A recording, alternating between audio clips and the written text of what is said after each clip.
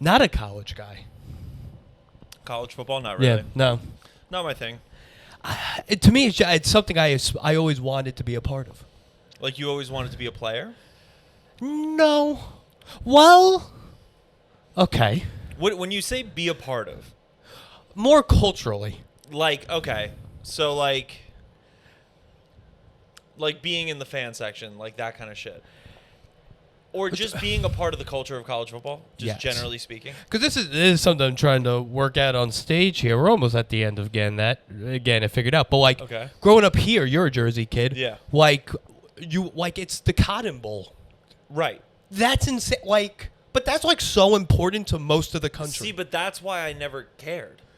Because I grew up here where no one gave a crap about any of it. But that didn't make you, like, interested because no one cared? No, because I had the Giants. Yeah, that's a real Jersey mentality. I had the Yankees and I had the Giants, and I didn't get... College football always seems so stupid to me. And it's not. Like, I know it's not. But, like, growing up, I was like, okay, so Alabama or Clemson wins every year? Or, like, Alabama when we were in Clemson high school, or yeah. Auburn. Like, it was, like, the same 3 schools every year. No one else had a shot. Every other game was, like, 64-0. And I was like... And I've matured and I know more about it now where I get it. I went to fucking Wisconsin. Right. Like, I went to a Big Ten school with a giant football program. And this is what I don't get about that. Yeah. Well, this is, like, where I'm going to take your side, I should say. Sure. Wisconsin, like, Camp Randall. Like... Giant. This is a huge deal. Never has even competed for a national championship. No. But yet every year you show up. Did we? No, I don't think we did. Maybe in like 1942 there was some like glory days in the 90s because when I showed up at Wisconsin, I didn't know anything about college football. Fair. So I didn't know, like, literally I did not know that it was a big deal, kind of, at Wisconsin. Like, I didn't understand what was going on. So I didn't get season tickets to the football games, which everyone did. How much would that run you? This is just curious. I'm going to tell you, I don't remember. For a student... But for a student. I really don't remember. It was 10 years ago. Is it like an amount that you could afford? Yes. It was like, I want to say like 200 something. That's not bad. No, for a student, it wasn't bad. Yeah. And like, but I remember I showed up the first week, and it was the first game. And a lot of kids at Wisconsin are from Wisconsin. So they grew up going to Wisconsin games. And they understood the culture of it. So they got the season tickets. And I showed up, and I was just like, so where are we watching the game? And no one was in the dorm. Because every single fucking person. You went to like the lobby? You went to the... I hung out in like the common room with the 2 other out-of-state kids who had no idea what the fuck was going on. And then I learned, this is like a giant deal and people party for this. Like, I did not know people like pre-gamed and shit. I didn't know any of this. You thought tailgating only existed in the Meadowlands? Yes. I thought tailgate... Well, I knew they probably tailgated, but I thought tailgating was like you have a car and a parking lot and there you are. Yes. I didn't realize that like... every fucking house in Madison, Wisconsin is going to be like an anthill of people drinking. Yeah. And like by sophomore year, I knew that. And then I had season tickets. It took you a and whole then I year got to involved. figure it out? Well, you can't get season tickets. Like, but you didn't go to the tailgates? I didn't know anyone. I think we probably went to like... Because it was that same like freshman year of college problem where all the frat kids went to the frat parties and all the girls got to go to those and all the guys who weren't in frats didn't get to go fucking anywhere. So like who is your crew? I would love to see the Jack Finnegan freshman year crew. You would be shocked. Really? Or like, no you wouldn't.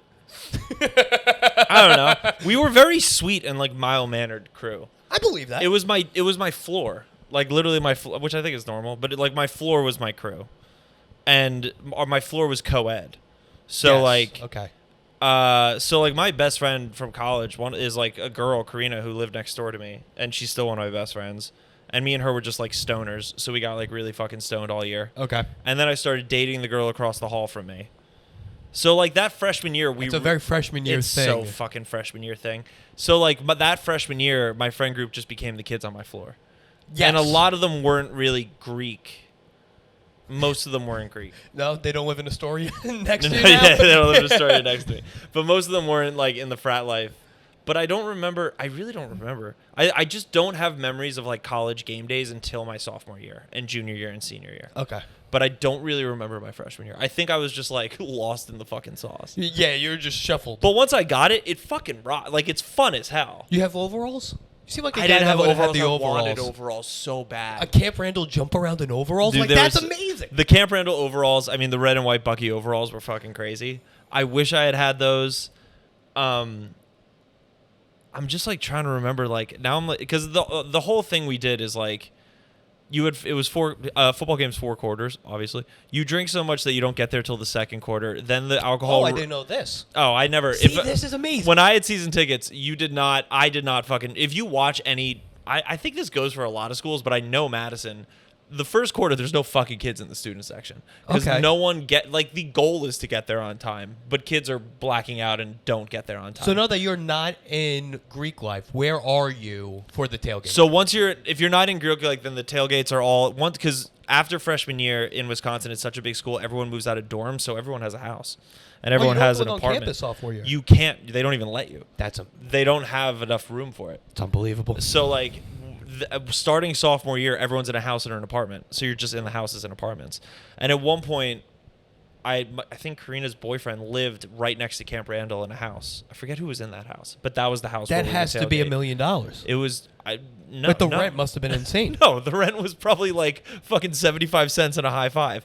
It doesn't matter in Wisconsin. I loved it. Dude, I lived in a penthouse apartment my senior year, and it was the rent was like $700. Maybe. We should move to Madison. Rent in Madison was a joke. We should just do comedy on state. No, you really should. I mean, it is from August till December. Well, the other thing is, it might be different now because by my senior year, the skyline had changed because like tech companies were moving in and shit. But like my freshman year, they called them the sophomore slums, and it was just all these houses that did not meet any fire safety codes, college houses whatsoever, and that's where tailgating was. And you would just tailgate. You would go from house to house or apartment to apartment. I think by my senior year, we just tailgated in my apartment. And it fucking rocked. And you show up in the second quarter. You go until the end of third quarter's jump around at Wisconsin. Yes. You do jump around. And then the alcohol's worn off. And you go home and you get stoned for the fourth quarter. And that was the system. And it worked serve beer beautifully. there? They just started this year. I mean, this is going to be the next Silicon Valley. They just started. Tech companies are moving there. They just started selling beer. Everyone got arrested. I don't know someone who didn't get arrested at one point. I know a kid who went there, not Hasidic Jewish, but like Orthodox Jewish. Yeah.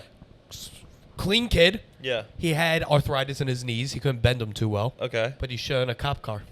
He shit on a cop car? Sophomore year. Was he drunk? Just sober?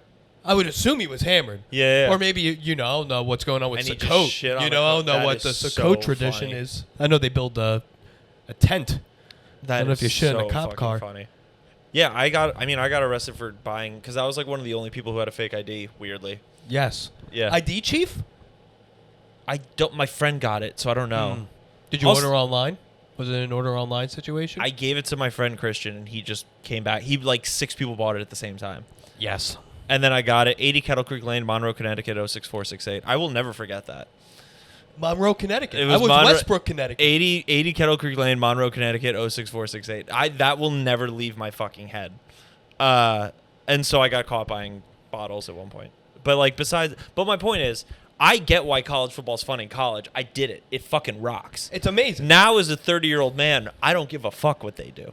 But to me, because I'm not going to tailgates, and I'm not hanging out at my friend's house, and I'm not getting stoned with Karina at our apartment, and I'm not doing all the things that made it fun. I'm just sitting in my apartment alone watching Wisconsin. Yeah, you just live in a Greek neighborhood growing a mustache. Yeah, it doesn't. You're becoming more Greek. I'm becoming more Greek. Through osmosis. I'm sitting there just drinking coffee like it's water. And also the thing about Wisconsin, they weren't very good when I was there. Specifically not very good. We had 3 football coaches in 4 years. No, you had, because my buddy... No, we had Bielema. Bielema left. Yes. But who's the running back? One of my best friends was good friends with him. We had Monte Ball. That's who I'm talking about. Who had a sad downfall at Wisconsin. My friend was talking to him this entire downfall. Really? Because his roommate was his best friend growing up. When I showed up, this was the arc of Monte Ball.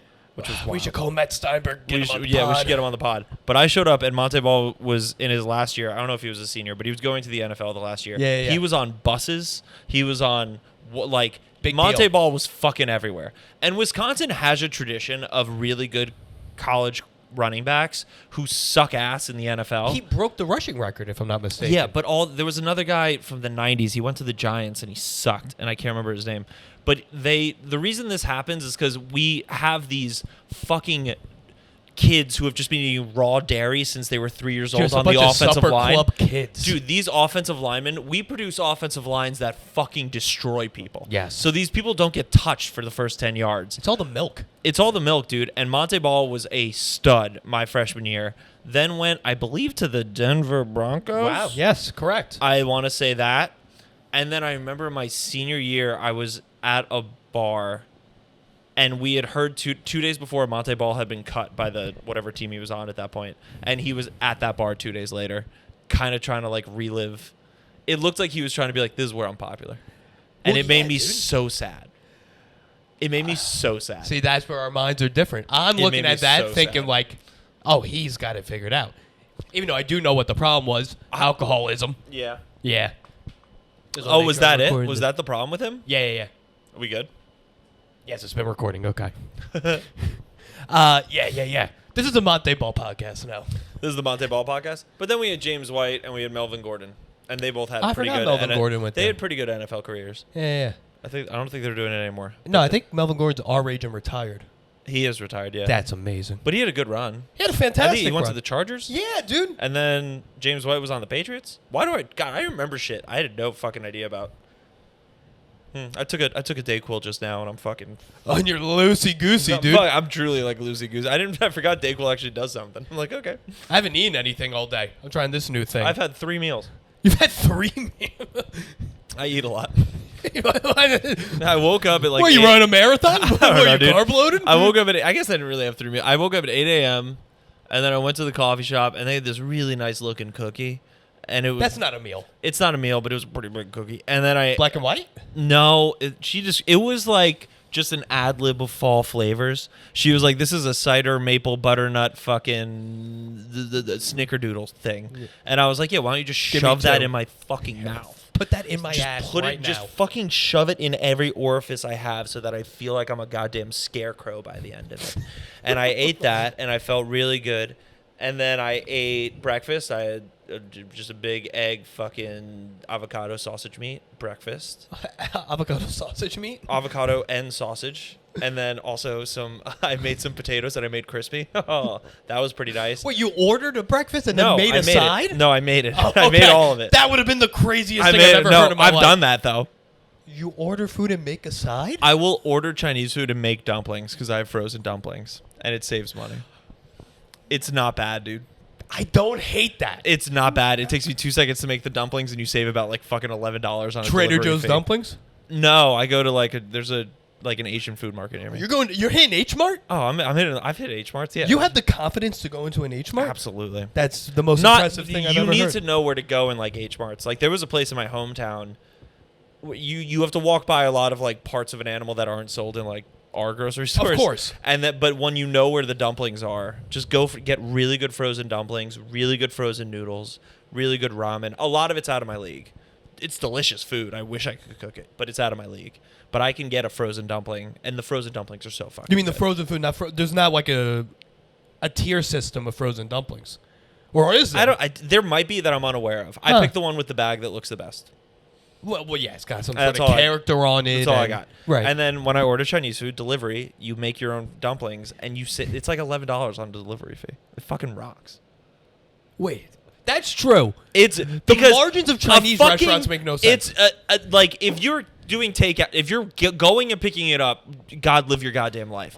But if I'm gonna put a $6 item, they do this. No, I'm just saying, like, when you're ordering Seamless for delivery, right? Okay. And you have, let's say you're ordering your orange chicken, right? You're getting an order of orange chicken, but you also really want a side of dumplings. You add that $8 side of dumplings on. Okay. With the tax, delivery fee, all the other bullshit, that is like $11 more onto the fucking thing. Yes, okay. Meanwhile, I'd rather just buy a giant fucking bag of frozen dumplings, and while that food's on the way, I just fry those motherfuckers up in like 6 minutes. And now I have a side of dumplings. Okay. That I get more. I thought you were like making dumplings from scratch. No, I'm not a psycho. I don't know. I don't need I mean, I would love to try. I would. I saw you with no mustache. It's 2 weeks later. You have a mustache. Dude, I'm all over the place, dude. I change rapidly. I evolve like a Pokemon. Yeah. I go from fucking. I really do, dude. This is you at level 30. This is me. This is truly me at level 30. When I got the mustache back, I was like, this is what I'm supposed to look like at 30. Even if it's not good, I'm supposed to look like this at 30. It's not about good. Like, fuck, I give a shit about what people think I look like at this point. People want to look the best as possible. You just want to look honest. That's exactly, yes. I want to be authentic. You want to let your genetics tell you. There is a better way to style myself. I'm sure. Right. I'm not going to do it. Okay. Because I don't want to. And I saw myself with a mustache. I did it as a joke. I was like shaving my beard. I'm like, what's the mustache look like nowadays? And I was like, oh yeah, we're doing that now. How long does this go for? Like 2 weeks? Like how long will I have the mustache? Yeah. I don't know. We'll see. Okay. I'm thinking autumn. I'm thinking the entirety of autumn. Okay. I'm thinking the entirety of autumn. It feels like a very fall thing to me. I don't know why. A mustache feels like a fall thing to you? This one. It does pair with... This one does. This one does. Dude, this Dayquil's hitting. Yeah. This mustache. I was going to offer you some shrooms if you wanted to. Sounds like I'm you good. Got that covered. Yeah, dude, I'm good. I had a mustache like 2 years ago for a little bit. And that was... I remember that. And that was good. And I just always thought I'd bring it back at some point. And when I'm sick of it, I'll shave it off again. Okay. Do you also know what it is? You remember when like Britney Spears like shaved her head? Of course. I totally understand that. I totally understand. Like I'm in a but good... with facial hair. No, yes. I'm in a good spot in life, but I totally understand if you're going through a shit time. Like the therapy of changing the way you look in the mirror. Does that make sense? Okay. Kind of. So like the mustache kind of came. I was having like a kind of a weird week, and then all this takes is a week. Yeah, I had a weird week, and sometimes just like I don't want to be the guy. I don't want to look like the guy who has these problems right now. So then I give me a mustache, new guy. All the problems gone. All the problems, guy without the mustache. That was the guy without the mustache. Jack. This mustache, like Britney Spears, just being like, "I'm so upset right now." That I fully relate to that feeling. Gotcha. I fully relate to that as a reaction to stress. Now, if you were to shave the mustache off, do those problems come back? It's a great question. Well, the problems don't go away. Okay. The thing you just is, push them aside. No. You're approaching them as a new person. So I understand. So you have the problems in your life, right? And you look one way, and you're like, I can't figure out how to solve these problems. Then you put on a mustache, and you're like, well, this is a new guy, new approach, new look to the Opens up problems. a new channel in your brain. Yeah, absolutely. 100%. I'd recommend just taking a Dayquil next time, because that seems to open different Let me tell you, this Dayquil is fucking rocking right now. Jesus. I have to do stand-up later. It could be the cookie. Have you considered that? It could be the cookie or the breakfast or the PB&J that I had an hour after the breakfast. Okay. Yeah. Self-made or Uncrustable? Self-made. Okay. I'm not trying to survive a nuclear holocaust. I recently found out Uncrustables are a major part of people our age diet. I don't like Uncrustables. Wow. And I love PB&Js. Okay. But in my experience with Uncrustables, there's too much peanut butter merged towards the center. Okay. And the ratio becomes, when you're biting into that center part, the best part of an Uncrustable is towards the crust. But when you're in that center part of an Uncrustable, there's way too much peanut butter or there's just too much filling generally. You don't want to bite into a PB&J and have things start squirting out places. You want it to be a cohesive thing. And I don't think the Uncrustable allows for that. Okay, I don't know if you knew this. Yeah. But my public speaking final in college, Yeah. I did a half hour about the peanut butter and jelly. Did you really? Yeah. I made up the vast majority of it. Were you making an argument? I did a presentation, which was me making a peanut butter and jelly. Okay. And my argument is Yeah. that it needs to be about 70% jelly, 30% peanut butter. Let me tell you something about that.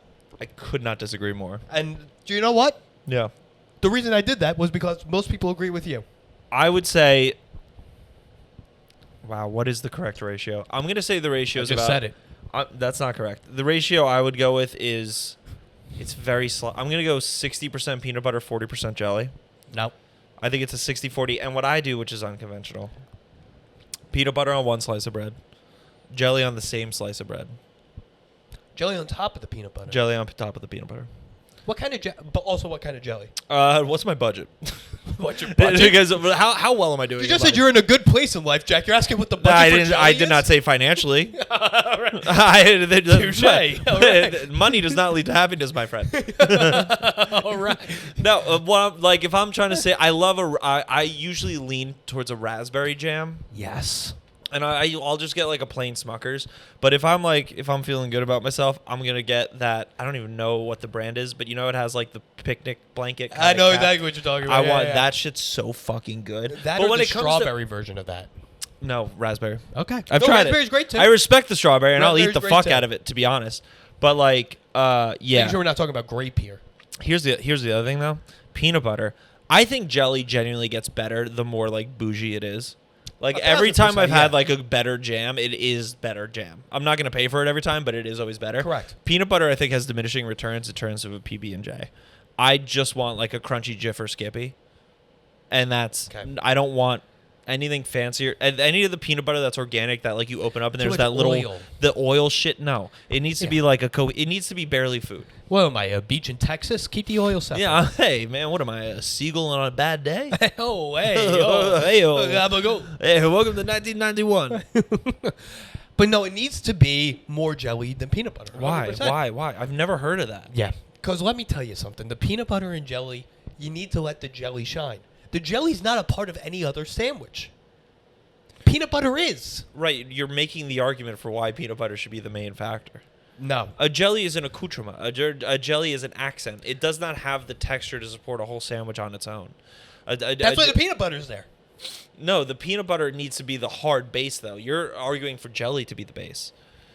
It needs maybe not the base, but a large percentage. A larger percentage. You're still putting... The peanut butter's base. Here's my question. When you're making your sandwich, though, the jelly's still on top, right? Yes. Like, looking at a cross-section, jelly is still north of peanut butter. But I just if you want to be honest, I do jelly mostly on the bottom piece of bread and then peanut butter on the top piece of bread. And I put the peanut butter slice on top of the jelly slice. So when you're eating a PB&J, your cross-section has the peanut butter on top? So I would then flip over the sandwich. Now peanut butter's at the base, and it allows for absorption of the jelly as you're eating it. Well, that happens in every single PB&J. The problem, here's my thing with you, though. Okay. I just think the jelly, putting a majority of jelly, it's too much sweetness. I believe that, like, in my head, the peanut butter and jelly sandwich is an earthy sandwich. And it is like, when I eat a PB&J, I think nature. I think hiking. I think walks. I think childhood. I think playing outside. I think dirt. I think the smell of grass on a summer day. That's what I think about when I eat a PB&J. When I eat a PB&J that's all jelly, I'm thinking Wonka factory. Like, it's too sweet. You need it to be a mostly earth-based sandwich. That's where I disagree. I bite into a peanut butter and jelly. I'm thinking Why was this your thesis in college? Wasn't my thesis. It's just the half hour I did. On stand-up. No. In class? Yeah, I guess you would call it a thesis, I guess. And we called it a final. Was it in class? Yeah, I did a presentation. And I had my college roommate there. He ate it at the end. That's really funny. Yeah. Shout out to Brian, dude. Shout out to Brian. Brian can confirm all of this.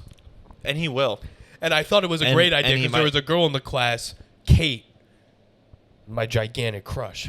Really? I really thought this would impress her. And you thought the PB&J thing I thought a half hour on peanut butter and jelly where I made up 20 minutes of peanut butter and jelly history. You made it up. I just made it up. Nice. I wrote it out. It's not like I riffed this. I'm not Stavros. Did you get Kate? Did you get Kate? She went to a date party with me, but... She went to a date party with you? Yeah, but then said we're just friends. We called her horse ass. Why'd you call her horse ass? Such strong legs and such a large ass.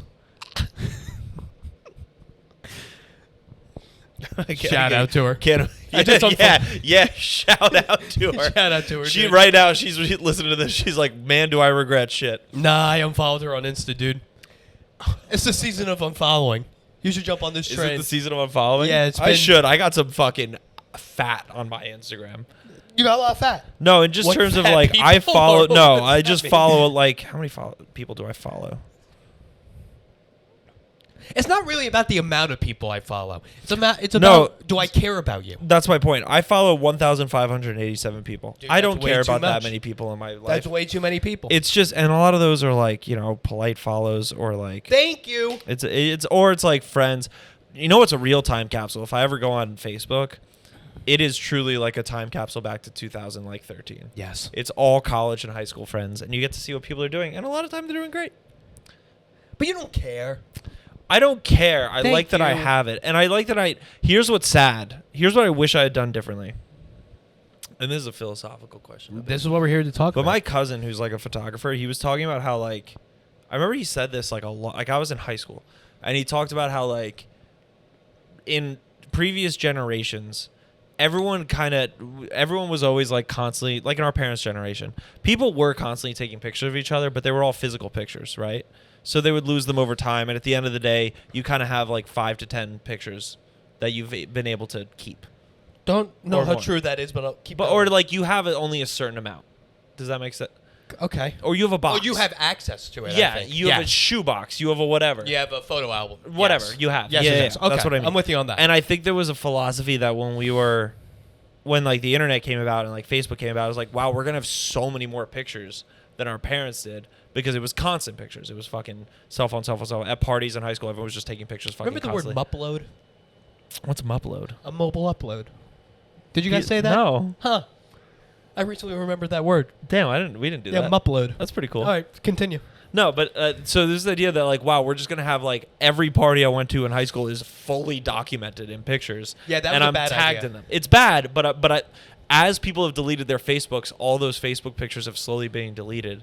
And what my cousin said was, eventually, because of that, because people lose their phones or like they get new phones and they lose all the pictures that are on them, we're gonna end up having the same number of pictures as our parents did. We're just losing them in new ways. And that when I look at my Facebook, I used to have so many pictures from high school on there, but the people who posted them, as they delete their Facebooks, I no longer have them. But that's in the cloud, no? I don't think so. Not on Facebook. On here it is. You're telling me we got a bunch of misinformation and propaganda on Facebook, but they're not saving our pictures? They got our pictures. They might have them somewhere, right? I think one day we're going to be able to call Facebook and be like, hey, can I get my picture from August 9th, 2010? I would love that. A lot of my high school pictures have disappeared off Facebook. Did you take a lot of pictures? Like, maybe not you specifically, but were there a lot of pictures taken at parties and uploaded? Yes. Yes. It was and it was always like a very bad. Like, I don't know how the fuck kids do it now with like, I don't know how the kids do it now with TikTok. But I remember it'd be like such a bad feeling when you weren't invited to a party and then all the pictures were posted the next day. Yes. That was tough. And then you would see everyone who was there. And it would suck. I guess you weren't invited to a lot of parties? We were literally in high school called the B team because we were invited to The high school was called the B team? No, my friend group. Oh, your friend group. Because we weren't invited to all the school. parties, but we were invited to the big ones. So we like New Year's, 4th of July, Halloween. We're invited to those. Right. The weekend to weekend ones, maybe not so much. That's why we're the B team. We get called up when you need us. What? Oh, you think people have like quotas at their own house? Because all the rich kids were the ones who threw parties because they had the biggest houses. Of course. And none of us were rich. So all the rich kids kind of hung out with each other and they threw their parties. And then we also went to a really small high school. So like there was really only room for like one group of guys, one group of girls. Right. And there was really only like 2 groups of girls and 2 groups of guys. And we just weren't in them. So like... but like not even one person from your crew like cracked in. Like no one had like a talent or we like all kind of cracked sports? in. Like we were not good at sports, but we all kind of cracked in. Yeah, like we were cool with them. It wasn't an adverse. It was more just a numbers game. Like you couldn't throw too big of a party in my town without it getting busted by cops. We got busted by cops so fucking much because the houses were so close together. In that town? Nothing. But the houses were so close together, there was just noise complaints every time. Right. So if you had too many kids, you were probably going to get busted. If you kept it small, you were good. So we weren't invited to the small ones. But you risk it on Halloween. You risk it on New Year's. You risk it on the 4th of July. Was this the type of neighborhood where the fences, like, you had the house and your backyard was fenced by, like, a chain link fence that had, like, the green and white stuff between the openings? Some of those, yeah. Yeah. It was a lot of, I mean... That's what I'm envisioning. It was a lot... Like, if I were to take a picture of your, like, just the street of your neighborhood, and I put it up, would someone think it's, like, a cutaway shot in King of Queens? There were no fences on the front of the houses. Yeah. Like, the front lawn. I don't know what a cutaway shot... A lot of brick houses? Yeah, a lot of brick. Yeah. A lot of like, very old, like, very, like, it was all built in post-war. Like, all those, like, you know. Like clay awnings? Yeah, like a lot. Just picture like a middle class town. It was that. Yeah. There's really nothing unique about it. It was just very normal, like normal size, very middle Americana. class, very Americana houses. Yeah, I would say so. Okay. And my neighborhood was cool growing up because all the backyards were interconnected because there were really no fences in my backyards. Okay. Other Fast and loose. over other there. neighborhoods had fences. My neighborhood had no fences in the backyard. So is that considered the better neighborhood or the worst neighborhood? Growing up, mine was the best. Because you could just go. We just ran around all the yards. Yeah, And we yeah. got to like play tag games that were across the entire neighborhood. And we had like names for different shits, like names for like passages and hiding spots and all this course. shit. You're It like was the Viet Cong. I grew You're up like in kind of white like Viet in Cong. like Sandlot, like like it was very like Yeah. Andy Griffith fucking growing up. Now all the new fucking parents built fences everywhere because they don't want their kids wandering around. Fucking millennials. Meanwhile, our fucking we were everywhere and it rocked. I have a feeling that Yeah. this type of town, like a big place, was Friendlies. No, we didn't have a Friendlies. Wow. There was a Friendlies. The only Friendlies was pretty far away This is shocking to in me. Maplewood. We had a diner, UPD. Well, yeah. Union Diner. Plaza Diner was once we got to high It's a school. good diner name. Yeah, once we got to high school, the two places because we couldn't hang out anywhere, and we would just get stoned and drive around. Of course. We would hang out at Union Plaza Diner and Dunkin' Donuts. Wow. A lot of hanging out in Dunkin' Donuts. A lot of hanging out at UPD. We called it UPD. You called it UPD. We called it UPD. And then if we really wanted to have a wild night, we would drive to Sonic, which was like 20 minutes away. You had Sonic your whole life? Like that was available to you? Only in high school because we would drive there. It was like a trip. It was like a 25, 30-minute trip to get to Sonic. But was it always there? Yeah, but I didn't go there growing up. This is crazy. I always thought Sonic and college football to me are kind of like synonymous. Really? Because they're things you just saw on TV. Interesting. Like they weren't real. I always wondered why I was seeing these. Oh. And I would do research. You know what was like that for me for a long time? Chick-fil-A. I understand that. I never saw a Chick-fil-A.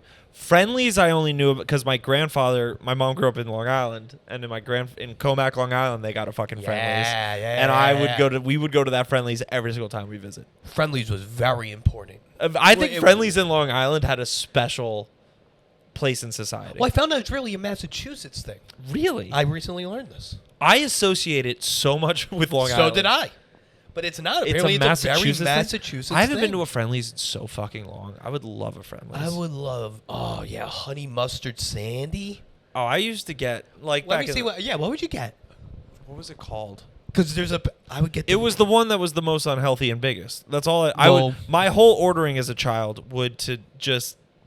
I think it was like a barbecue. It was like barbecue chicken, bacon, melted cheddar cheese on like a toasted sourdough. Yeah, that's their most famous. I forget what it was called, but Yes. fuck was that good.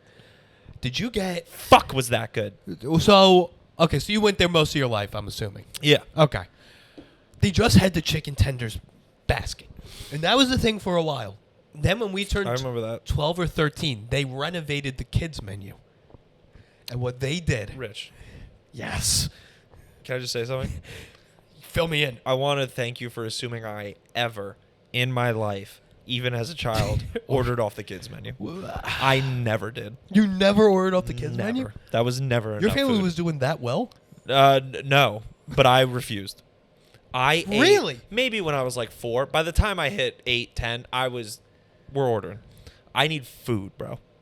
Okay. I you need am a meal. I am a fucking fat kid and I'm eating. Really? Yeah, dog. Okay. At Friendly specifically. At Friendly's. But what were you saying about the chicken fingers? Sorry. Because Friendly's was the first, I think, in maybe human history to do a teenager menu. You don't remember this. No, they had a teenager menu? They did this teenager menu where they took the chicken tenders, they put it on sticks. And I remember cone that. That I remember. with the cone of fries. That I remember. And the dipping sauces, the 3 dipping sauces. Yeah, I remember that. And that was brilliant. That was innovation. I think I might have ordered that before because that was really fucking good. And then you would get a what was the ice cream called? Well, I want to say Blizzard. That's not what it's called. Blizzard was DQ. A friend. It was some friendly pun thing. Do you know it? Do you have it? yeah. Okay. A fribble. A fribble. Do I have it? Let me tell you. It's a part of my vernacular. An answer has never been more accurate. Never more correct. But it wasn't like it wasn't like a Blizzard. It was more close to a Frosty. That's not how I remember it. I remember it being more Blizzardy. I could be wrong. Well, they had many different types of blended ice cream treats. Right. Well, also, let's be clear. I'm not always getting the Fribble because you also have the mint chocolate chip ice cream that they dress up like a monster. The Monster Mash. The Monster and the Monster Mash did not fuck around even a little bit. In a silver, in like the silver 1950s thing. Yes. Oh, and his ears were Reese's peanut butter cups, and his eyes were cherries, and it was the most beautiful thing I'd ever seen. Yeah. There was I want to go to Friendly's arsenic. right now. Is there a Friendly's in New York?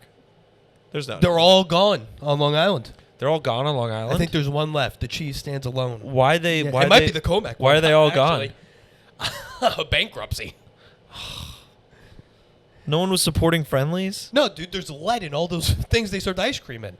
Oh, was there really? I assume. I don't know. That's great. Yeah. The Friendly's at Comac had like an arcade attached to it. It had like a claw machine. Maybe not a full arcade, but I remember it had like a claw machine and shit. Every Friendly's had a claw machine, yes. And I would put many dollars into that claw That machine. is, But I would eat that goddamn sandwich, that barbecue chicken with cheddar and bacon, and I can taste it right now as The I think about tangiest it. barbecue sauce. The tangiest. It was competing with McDonald's. It was the tangiest barbecue sauce I think has ever touched my lips. It was so like it makes sense. It's from Massachusetts now. It was such a white restaurant. It was, oh my God, was it white? Because the second most popular thing was the tuna bake. The Really? tuna bake Is that sandwich. true? Probably.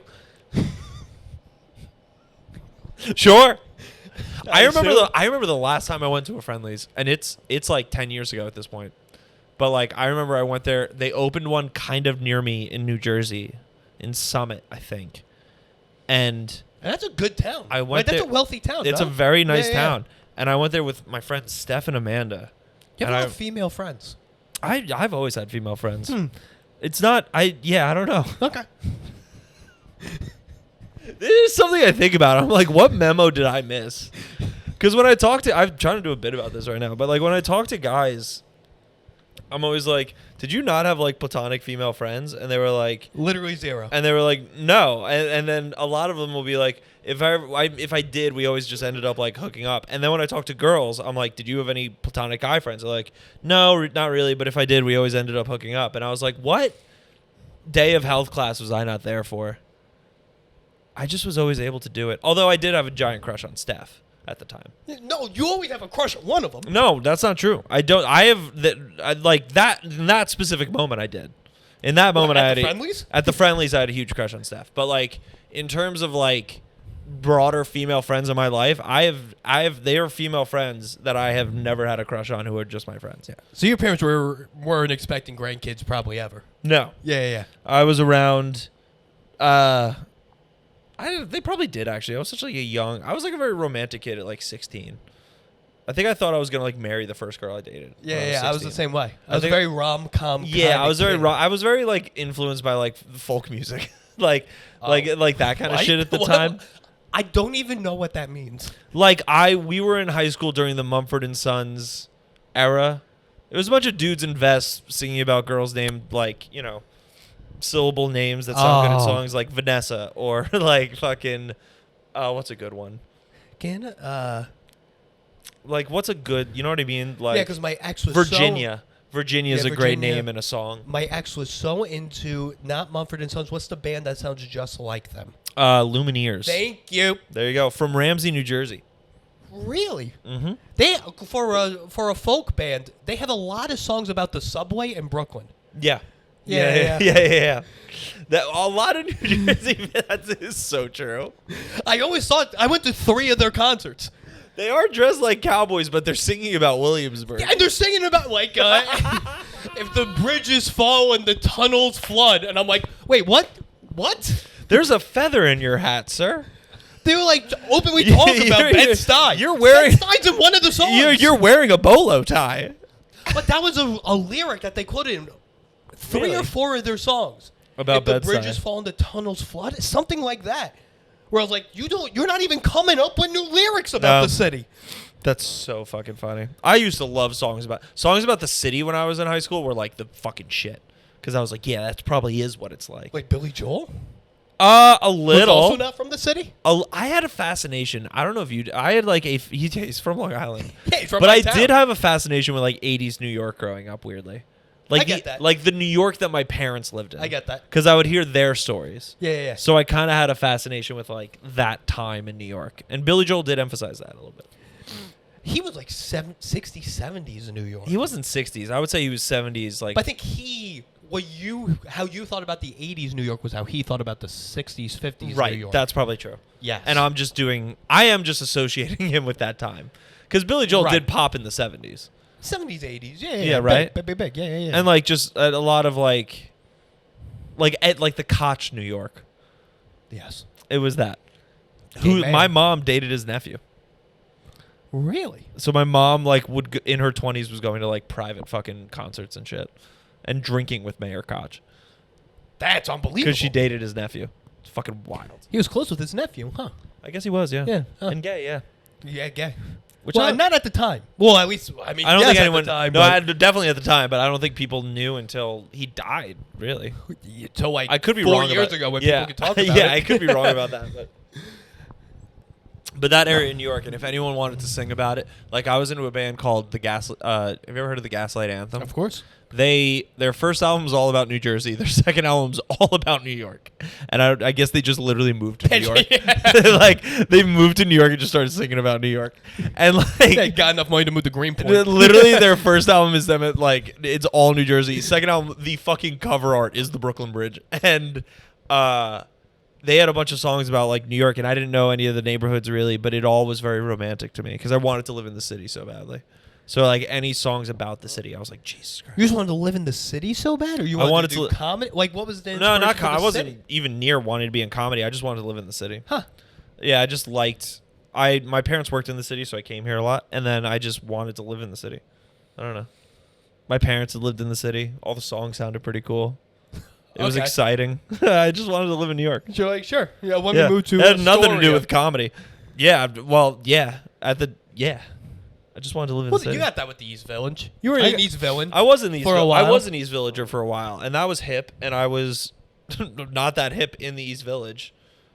It was funny. I lived in the East Village for like 6 years, and I only doing comedy. I only hung out in the worst bars in the East Village. Yeah, you spent 6 years of your life 6 years in at the like basement of a Polish bar. Yeah, dude. Like I was not at any of the cool shit. No. I was just like, I don't know, hanging out at the worst at fucking Caravan of Dreams, dude. Caravan of Dreams. I haven't even thought of that place. I was hanging out in the worst locations in the East Village for 6 years until I moved in with my brother, and then me and him actually kind of did some cool shit. And you got one drink at Goodnight Sunny, and you're like, "This could have been this Sunny. could have been my life." Let me tell you, Goodnight Sunny fucking sucks. And I always hated it. Goodnight Sunny's a horrible bar. But people love it. Do they? It's too small for the amount of people that show up to They don't it. take reservations either. It is way too small for Maybe the amount they of people changed. that go there. Dude, there are some great East Village bars that you can go to and have like a nice time and not have to worry about like. There's a great banh mi shop there. There's a great banh mi shop on Yeah, St. Mark's yeah. right there. What are those other bars like right around there? I mean, What's the hot dog place called? Criff Dogs. Criff Dogs. Yep. I never went there a lot. I went to St. Diffma's was a great Irish pub that was on St. Mark's. And when I first moved there, it moved around the corner, but when I first moved there, it was in this like small building right on St. Mark's, and you would go in there and there were no lights on, and it was just candles, and I would sit there like an Irishman drinking Guinness and like writing jokes next to a fucking candle in the dark, and my body has never felt more at home. Yeah. And then they moved around the corner, and now they have like lights, and it's still a good bar, but like not as good. And it used to be in the dark. God, I fucking love that bar. Yeah, where you felt like. And they had like fish and chips. I literally felt like the ghost of my grandfather was sitting over me as I sat there in front of my notebook, being like, "So dating in New York is." Well, that's your Irish ancestry. Yes, it is. You thrive in I dark, thrive. cold, stone buildings. I am meant to sit next to a candle and just think about my dad. That's just like what swirling a just glass. Swirling a glass. Yes. Oh God! And St. Diffma's was so fucking good for that, and I miss it. Good fish and chips. Great fish and chips Okay. and mushy peas. They were like, it was like a real fucking Irish bar. It felt like. Now it's fine. When I was in Dublin, I got mushy peas for the first time, and some fucking Massachusetts chooch I was with thought it was guacamole. That is the funny. That is the. It was trashiest, one of the funniest things I've heard in my One life. of the trashiest things I've ever heard. I'm not that cultured, but even I was like, "What the fuck?" That is so fucking funny. At the bridge. That's so funny. I can't even laugh at it. It was one of the funniest. It's so funny. I don't even know how to react to something like that. He couldn't understand why the fish and chips came with guacamole. That is. Oh my god. It was very fun. Do you do that on stage? No. You have to tell It was that just story. an experience I had. Oh, you have to tell that story. I love a good mushy pea. I lived in England for 6 months. I studied abroad there. Really? And I ate mushy peas all the fucking time. I loved them. They were good. They were better than I thought. They're pretty nice. Yeah, I like them. yeah, I yeah. prefer them to a regular pea. I'll say it. Than regular pea? Yeah, I think a mushy pea is better than a regular When's the last pea. time you just had peas? It's been a long time. Right? Although my mom made them all the time growing up. Yes. But I don't know why they disappeared from my diet. I guess I Who's do. making peas now, dude? I don't like peas. You don't like peas? Not really. I like mushy peas, but like if I'm like a pea, there's no way to wrangle a pea. They fall off forks. They're not like date appropriate. Have you ever? They're really not date No. appropriate. But also, I've never even seen peas on a menu. When was the last I've time you never were- seen peas on When a was the menu. last time you were at a restaurant and it comes with a side of peas? Never. That doesn't happen. Unless you go to a Puerto Rican place and with the rice has peas in it. That's the only time I'm having peas. But not now. like a side of peas No, with like never. a meatloaf next to it. You know what I mean? You'll never have peas. And also sit down with a fork and try to eat peas. It is a frustrating fucking experience. You need a spoon for peas. Let's continue this on the Patreon. Okay.